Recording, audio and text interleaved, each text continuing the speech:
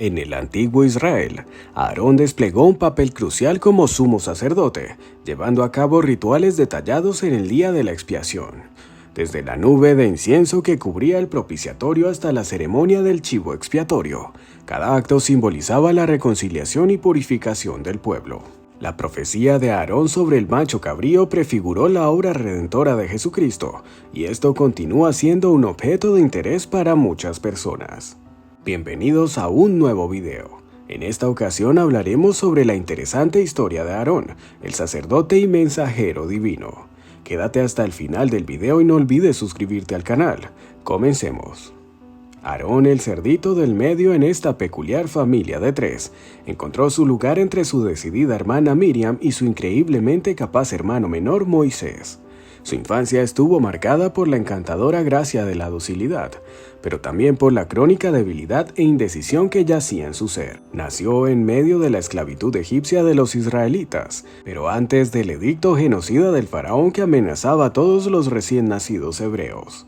Aarón, 3 años mayor que Moisés, presenció los desafíos y tribulaciones desde sus primeros días.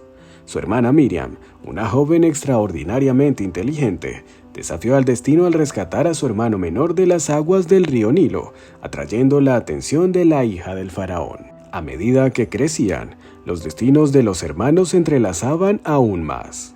Moisés, el hermano menor, se convertía en el líder destacado de la liberación israelita, mientras que Aarón, el hermano mayor, se encontró atrapado entre el futuro profético de Moisés y la seguridad asertiva de Miriam.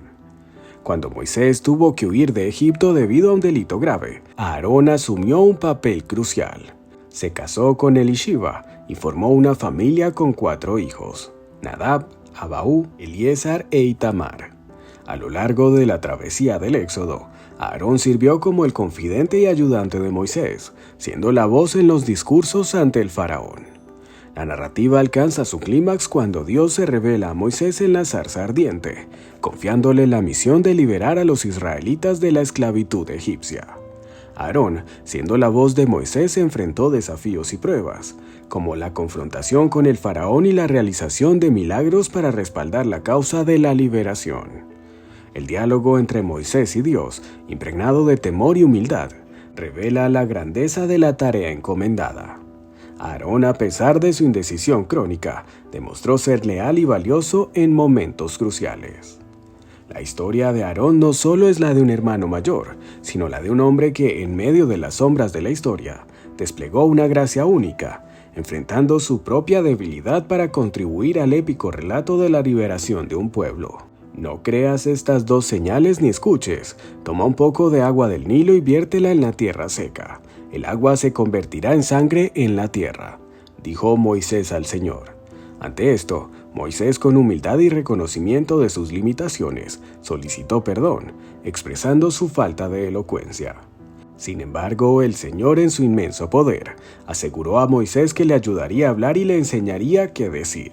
Moisés, persistente en su propia percepción de limitación, pidió nuevamente al Señor que enviara a alguien más. La ira del Señor se encendió, y en ese momento se reveló la figura de Aarón, el hermano de Moisés, como una solución. El Señor reconoció la habilidad de Aarón para hablar y lo envió al encuentro de Moisés. La historia se desarrolla con el regreso de Moisés y Aarón a Egipto, llevando consigo el bastón de Dios como un símbolo de autoridad divina. El Señor instruyó a Moisés sobre las maravillas que debía realizar ante el faraón, advirtiéndole que endurecería su corazón. La experiencia toma un giro cuando se revela la amenaza divina de matar al hijo primogénito de los egipcios, como consecuencia de la negativa del faraón a liberar al pueblo de Israel. En medio de estos eventos, la esposa de Moisés, Séfora, llevó a cabo una intervención crucial para evitar la ira divina mediante la circuncisión de su hijo. En momentos de desafío, Aarón desempeña un papel vital como mediador entre Moisés y el pueblo, compartiendo las responsabilidades y enfrentando las quejas y descontento. La relación entre Moisés y Aarón se fortalece, y el Señor confirma su elección al hablar directamente con Aarón.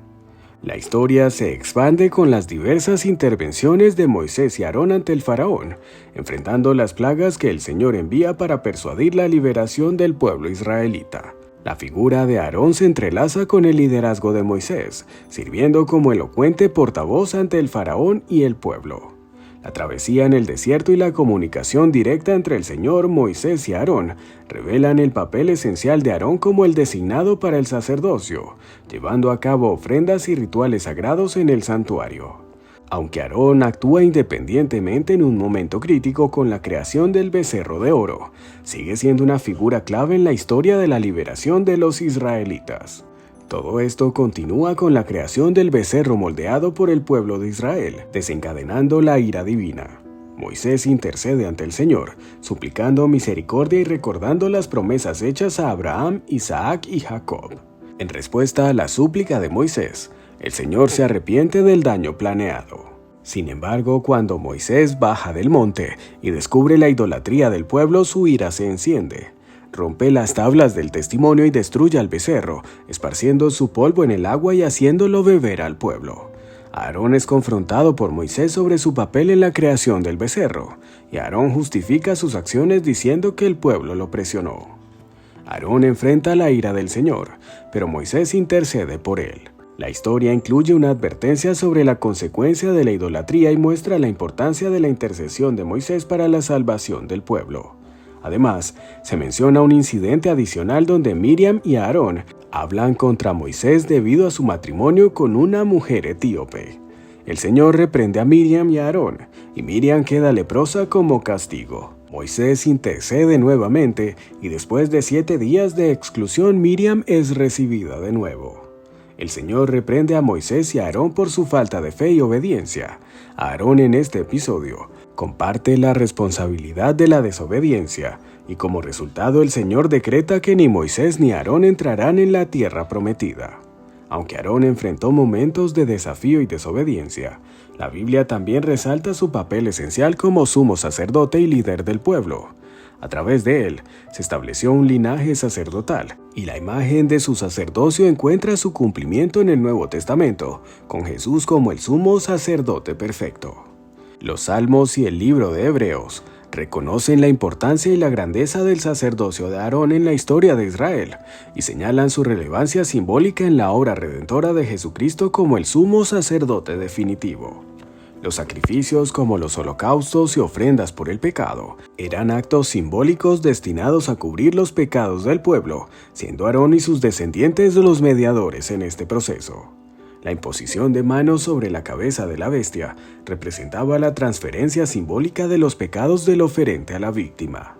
El papel del sumo sacerdote, especialmente en el día de la expiación, era destacado, ya que llevaba la sangre al lugar más santo, rociándola sobre el propiciatorio para lograr la reconciliación con Dios.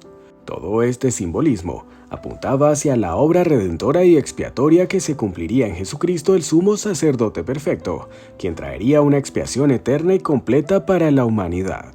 Por ende, la conexión entre estos rituales del Antiguo Testamento y las enseñanzas del Nuevo Testamento, específicamente en Hebreos 9:14 e Isaías 53, resalta la continuidad y cumplimiento en la obra de Jesucristo como el sacrificio perfecto y eterno, capaz de limpiar las conciencias y proporcionar redención duradera.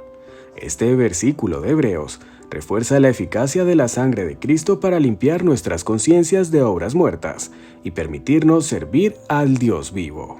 Espero que les haya gustado este video. No olviden dejar su comentario y suscribirse al canal para disfrutar de más contenido entretenido y variado.